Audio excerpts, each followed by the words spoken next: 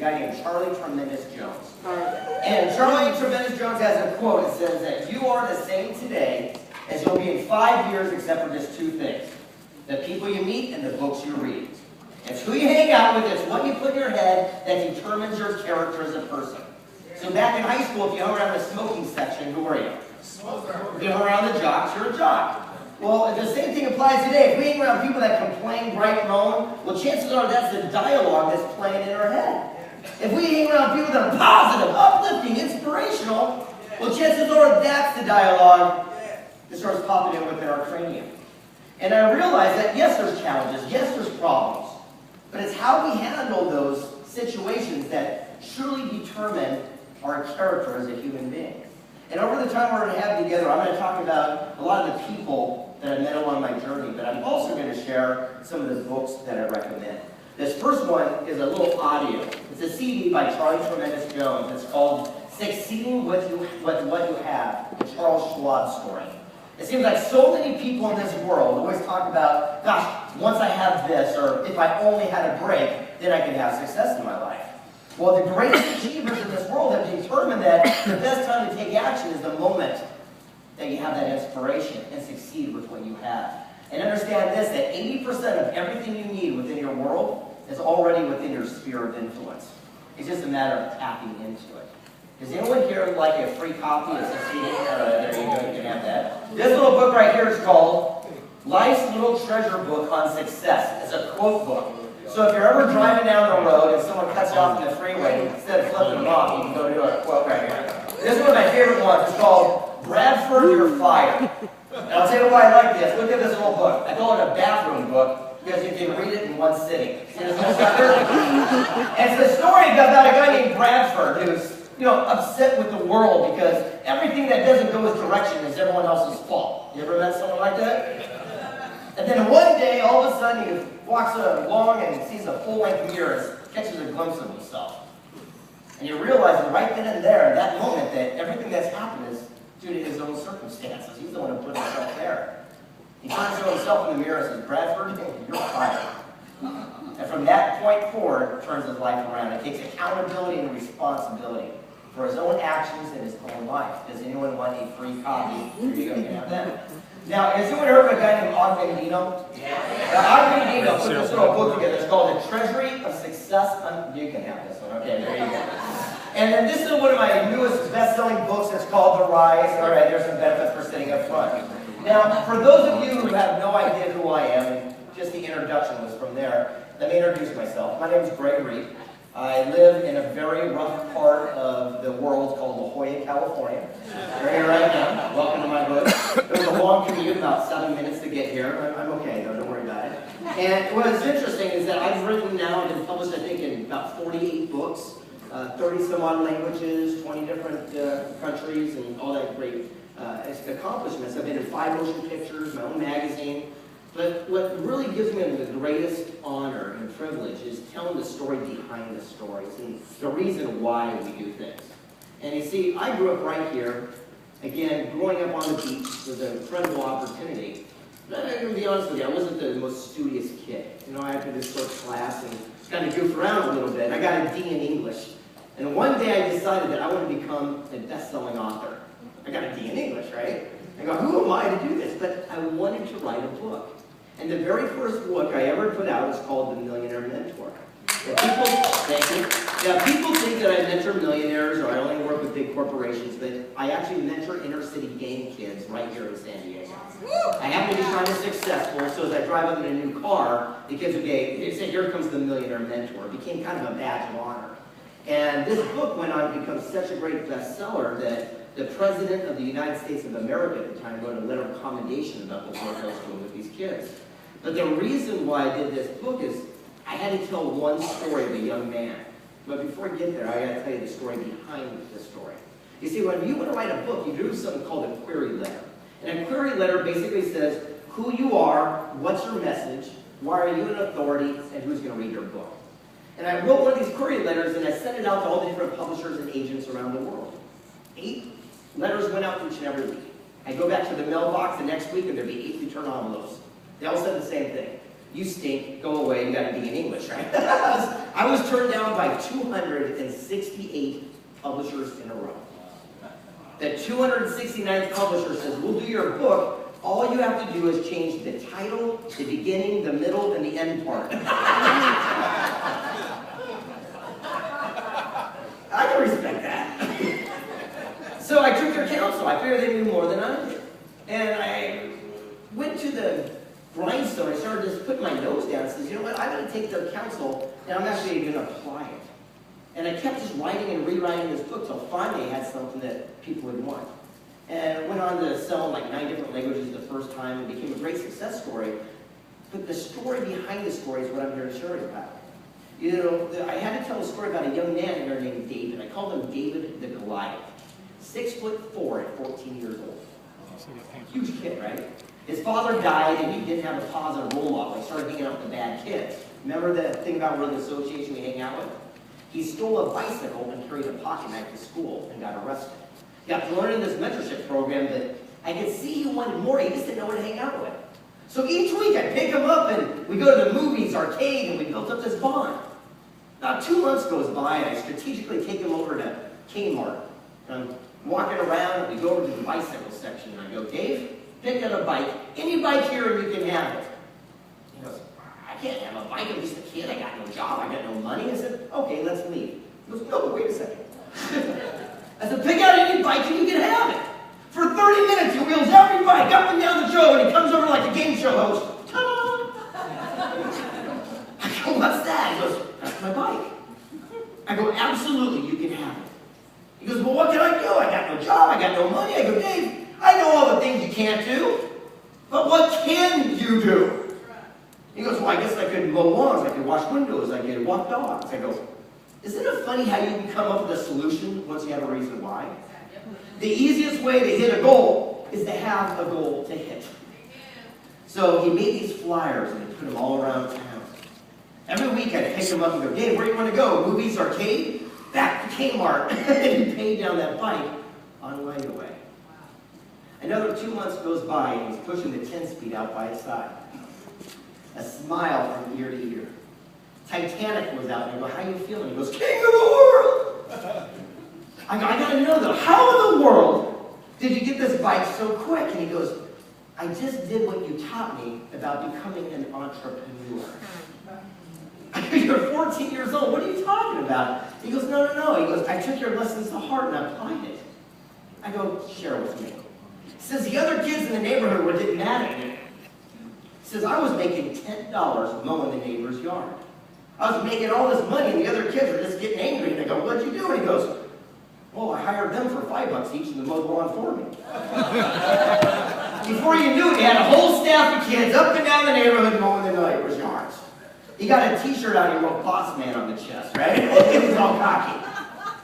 And everything I taught him, he'd go back and pair it to the other kids. He says, the greatest quote by Zig Ziglar, to get what you want, help others get what they want first.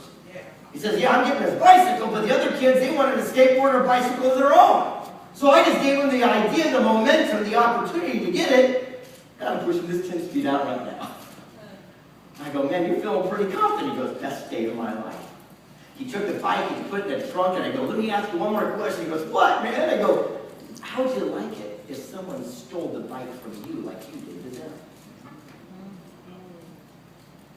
That's it. That's where it all changed. Right there was a catalyst, because he took that one moment, that inspiration, and started mentoring those same kids. Everything I said to him, he went back and talked to these other children. So much so that Channel 10, right here in San Diego, came out and did a report on him, the most outstanding young man who turned his life around. And the mentorship program that I met him through asked him to serve as the first ever board of director of youth. The day he went in, he took his seat. He was right next to the cop who arrested him in the first place.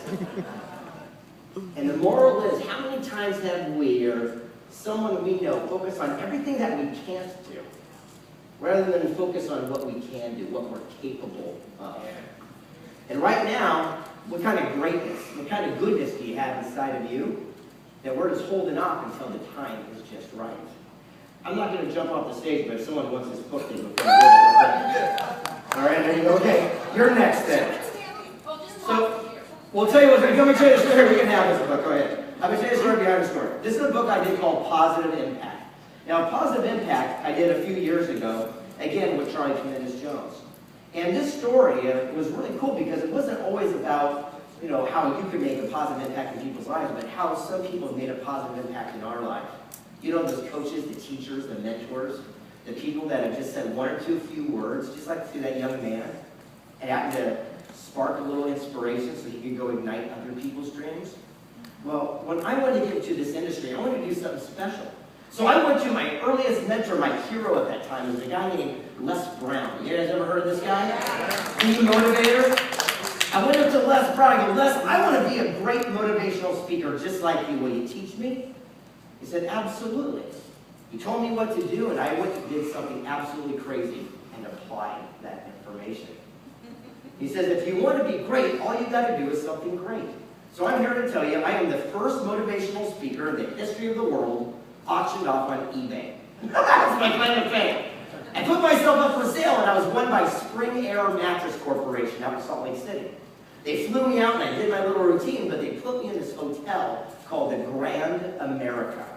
And if you ever go to Salt Lake City, you got to check this place out. It's like a castle. It's got marble and inlaid floors. It's absolutely insane with the crystal chandeliers. And there's this little old man, and they're having something called high tea. And he was in the lobby, and people are coming up and kneeling down. They're holding his hand like he's the Pope or something. I go, who's this guy? And they go, that's Earl Holding. I go, what's an Earl Holding? And he says, well, Earl owns this hotel and the entire franchise called Little Americas throughout the entire Midwest. I said, well, I got to have a meeting with old Earl. The next day goes by. I go, Mr. Holding, thank you very much for your time. I truly appreciate it. I go, in 1 hour, I learned a lot. I turned away and started walking, and all of a sudden he says, young man, in 1 hour, you know more about me than my own children do. I said, with all due respect, Mr. Holding, it's because everyone wants something from you. I don't want a thing. I just want to know how you did it, so maybe I could go do it for myself. Oh, just because you said that, I'll teach you how I made my first $1 billion. So I sat back down. He said, the secret of success is luck and action. He said, as a young man, he wanted to get into the oil business, so he bought a used oil rig. He put it in the ground, and it struck oil the first time. He goes, man, I got lucky. It's never been done in history of the world, but I took action to have that luck. And then I rolled that money over, and I bought another oil rig, and another oil rig. He goes, today I own a little company called Sinclair Oil Corporation. You might have seen it with the dinosaur logo. Absolutely have. They go, man, that was great counsel. I go, man, action and luck, luck in action. I go, I'm going to go get lucky too. I got so many ideas, I'm going to get off my backside and actually take some action toward them. I go, thank you, Mr. Holding. I turn to leave, and he goes, where are you going? I haven't told you how I made any money yet. And he said the greatest line of all time, the same one that young man, Dave the Goliath, said to me earlier by Zig Ziglar. He says, to get what you want, help others get what they want first. And he said, between Wyoming and Utah, I had to travel for business, and it was really horrible because of all the pothole and the damage in the freeway system. And he said for success, he buys himself a brand new Cadillac, and it's a real bumpy ride. He said both sides of the state would argue who do all the repairs, but no one wanted to put up the money. And I says, well, what did you do? And he says, I bought the freeway. Excuse me? He goes, I bought the freeway. He says, I took all my oil money and I paid both sides so no one could argue to do the repairs. And had a nice ride from my Cadillac. He says other people were happy because they had a nice ride too. And I got him and says, I don't get it. I'm sure there's a moral to the story, but thanks a lot for your time. I turned to leave, and all of a sudden I get about 8, 9 steps away, and I hear this little old man who just had a stroke laughing at me. And I stopped and turned around. He said, boy, you're missing missing the whole point. Whose hotels and gas stations do you think I put along my own freeway?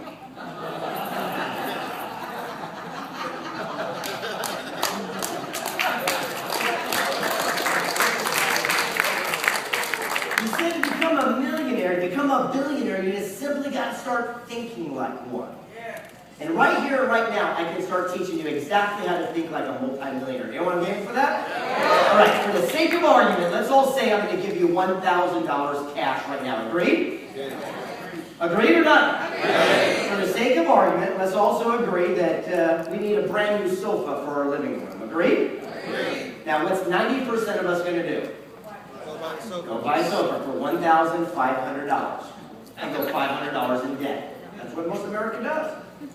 The top 9% of millionaires, they'll spend their $1,000 on a sofa and live debt-free. But the millionaires, they do something different. See, they see opportunity. For myself, I like gum. If you ever see me walk around, I always got gum and mints on me. So I'm going to buy one of those bubblegum machines. You know those big red tall ones you see at the mall? They only cost $750 brand new. I'll buy a machine and I'll take the other $250 and buy bubble gum in bulk, only a penny each, and fill it full. I'll put that machine at the mall and kids will come by and put how much in there? A quarter. For a bubble gum that cost me how much? Wait a second. They'll trade me a quarter for a what? A quarter for a what? Well, before you know it, I'll make well over $1,000 of pure profit from that machine. I'll go buy my sofa, live debt-free. But the millionaires understand one simple action. They created themselves a machine that will make them money month after month after month. That's what iLA is here for. Right here, you guys have your own bubble gum machine. Put your hands together for John.